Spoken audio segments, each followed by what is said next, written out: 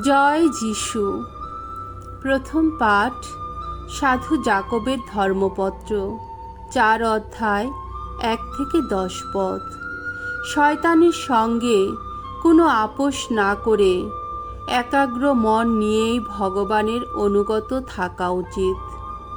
আমার স্নেহের ভাই বোনেরা, তোমাদের মধ্যে কি থেকে জাগে যত যুদ্ধ, কি থেকেই বা জাগে যত বিবাদ?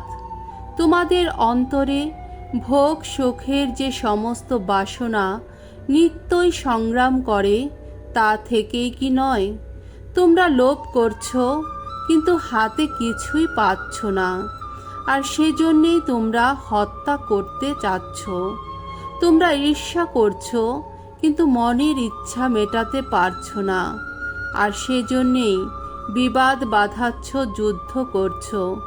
আসলে তোমরা যা পেতে চাও তা পাবার জন্যে প্রার্থনা করো না বলেই তা পাও না, কিংবা প্রার্থনা করেও তোমরা যে তা পাচ্ছ না, তার কারণ তোমরা অসৎ উদ্দেশ্য নিয়েই প্রার্থনা করছো।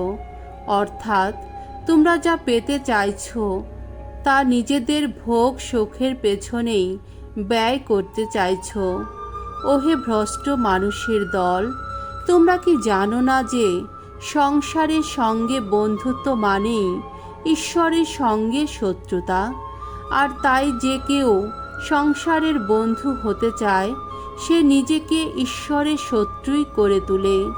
নাকি তোমরা মনে করো যে শাস্ত্রে বিধায় বলে, ঈশ্বর আমাদের অন্তরে যে আত্মাকে রেখে গেছেন, তিনি একান্তভাবেই চান সেই আত্মা শুধু তার একারই হয়ে থাকবে?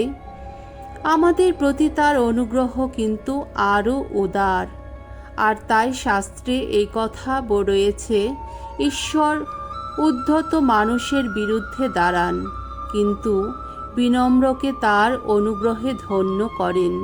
কাজেই তোমরা ঈশ্বরের প্রতি অনুগত হও, শয়তানকে প্রতিরোধ করো, সে তাহলে তোমাদের কাছ থেকে দূরেই পালাবে। তোমরা ঈশ্বরের কাছে এসো, তিনিও তোমাদের কাছে আসবেন। ওহে পাপীর দল, তোমাদের হাত থেকে সমস্ত মলিনতা ধুয়ে ফেলো, তোমাদের অন্তরটাকে পবিত্র করে তোলো। ওহে দোমনা মানুষের দল, তোমরা নিজেদের হীন অবস্থা সম্পর্কে এবার সচেতন হও। তার জন্যে দুঃখ করো, চোখের জল ফেলো। তোমাদের হাসি পরিণত হোক শোকের বিলাপে, তোমাদের আনন্দ পরিণত হোক বিষাদে। প্রভুর চরণে তোমরা নিজেদের নমিত করো, তাহলে তিনিও তোমাদের উচ্চ আসনে উন্নীত করবেন। প্রভুর বাণী। ঈশ্বরকে ধন্যবাদ। সাম সঙ্গীত 55 অধ্যায় 6 থেকে 10 পদ এবং 22 পদ। ধো, প্রভুর চরণে নামিয়ে রাখো মনের যত ভার, তিনি স্বস্তি দিতে শান্তি দিতে আছেন চিরদিন। আহা, কপতের মতো যদি ডানা থাকতো আমার, শান্তির খুঁজে এখান থেকে উড়ে চলে যেতাম। পালিয়ে যেতাম আমি দূরে, বহু দূরে, বাসা বাঁধতাম কোনো নির্জন প্রান্তরে। উন্মত্ত বাতাস থেকে, ঝড়ঝঞ্ঝা থেকে যাতে রক্ষা পেতে পারি, কোনো আশ্রয়ের দিকে ছুটে যেতাম আমি।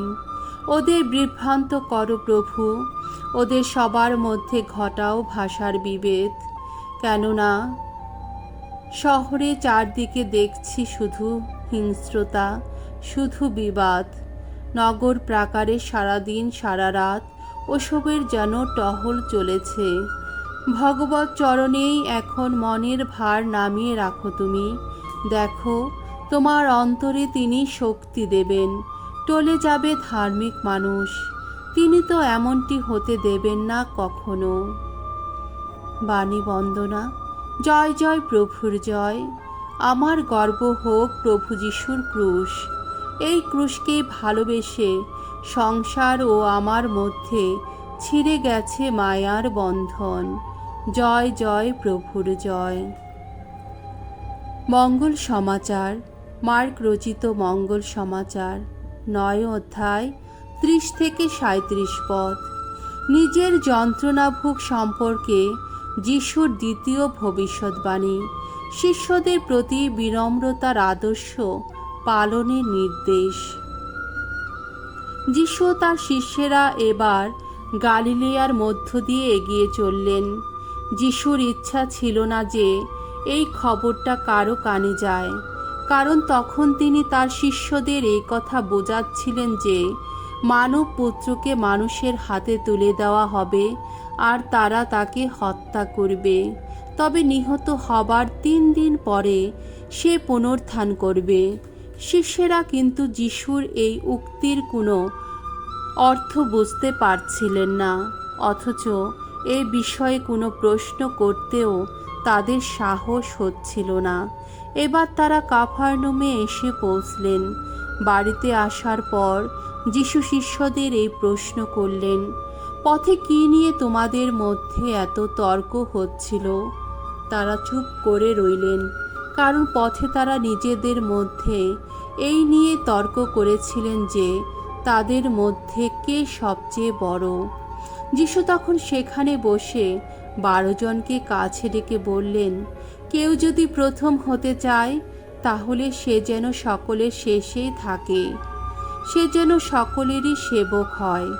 তারপর তিনি একটি শিশুকে নিয়ে তাদের সামনে দাঁড় করালেন আর 2 হাত দিয়ে তাকে জড়িয়ে ধরে বললেন, যে কেউ আমারই জন্যে এর মতো কোনো শিশুকে গ্রহণ করে সে আমাকেই গ্রহণ করে, আর আমাকে যে গ্রহণ করে সে আমাকে নয়, তিনি আমাকে পাঠিয়েছেন তাকেই গ্রহণ করে। প্রভুর মঙ্গলময় বাণী। খ্রিস্ট প্রভু তোমার প্রশংসা হোক।